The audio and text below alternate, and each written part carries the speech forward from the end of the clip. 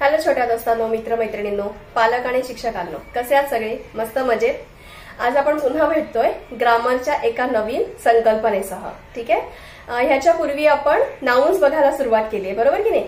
Noun म्हणजे काय? तर एखाद्या माणसाचं नाव, प्राण्याचं नाव, वस्तूचं नाव आणि जागेचं नाव, म्हणजेच name of a person, place, animal आणि थिंग अँड थिंग. बरोबर, हे आपण बघितलं.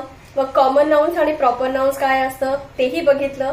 आणि आज आपण बघणार आहोत ऍब्स्ट्रॅक्ट नाउन. आता ऍब्स्ट्रॅक्ट नाउन म्हणजे काय? तर जे आपल्याला प्रत्यक्ष दिसत नाही, ज्याचा आपण फक्त अनुभव घेऊ शकतो, पण त्याला स्पर्श करू शकत नाही, किंवा त्याला प्रत्यक्ष डोळ्यांनी पाहू शकत नाही, अशा ज्या गोष्टी आहेत, म्हणजे शक्यतो आपल्या भावना. तर त्या भावनांना आपण जी नावं दिलेली आहेत त्यांना म्हणतात ऍब्स्ट्रॅक्ट नाउन्स. ठीक आहे. उदाहरणार्थ काय आहे? लव. आपली आई बाबा आपल्यावर प्रेम करतात, आपण त्यांच्यावर प्रेम करतो, पण ते कसं आपण व्यक्त करतो तेव्हा आपल्याला समजतं, बरोबर की नाही? म्हणजे काय, आपण मिठी मारतो, आपण पापी घेतो, कधी शाबासकी देतो, तर अशा वेगवेगळ्या प्रकारे आपण ते व्यक्त करतो. पण जसं हे टेबल आहे, एखादी वस्तू आपल्याला प्रत्यक्ष दिसते, तसं प्रेम हे काही आपल्याला प्रत्यक्ष दिसत नाही, बरोबर की नाही?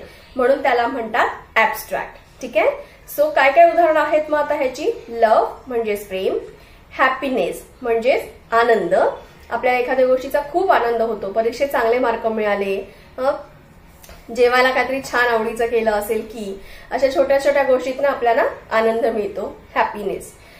फ्रेंडशिप, तुमचे भरपूर सारे फ्रेंड्स असतील, तुम्ही त्यांच्यासोबत भरपूर खेळत असाल, भांडत असाल, फ्रेंडशिप म्हणजेच मैत्री.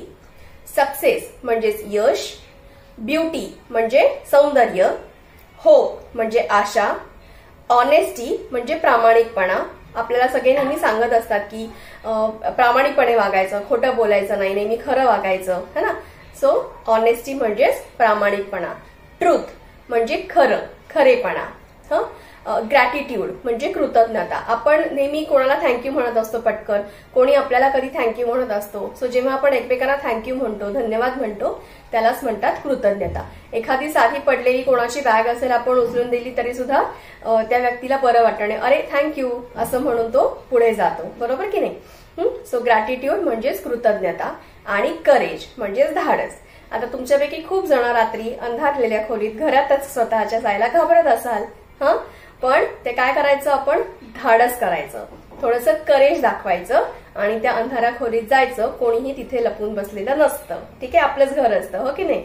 तर त्याला म्हणतात करेज. एखाद्या गोष्टीबद्दलची भीती न वाटणं आणि आपण धाडस दाखवणं. ठीक आहे. तर ही थोडीशी ऍब्स्ट्रॅक्ट नाउन्सची उदाहरणं होती. ती अगदी सोपा छोटासा व्हिडिओ आहे. आणि हे जे नाउन्स आहेत, तर त्या नाउन्स म्हणजे हे जे शब्द आपण आता शिकतोय, त्याचे हळूहळू पण वाक्यात कसं वापरायचे हे सगळे शब्द, हे सगळे नाउन्स, त्याचे पण व्हिडिओ आपण करणार आहोत. पण आता इथेच थांबूया. हा व्हिडिओ नक्की बघा आणि काही कॉन्सेप्ट समजावून त्याची प्रॅक्टिस घरी नक्की करा. ठीक आहे. Bye bye.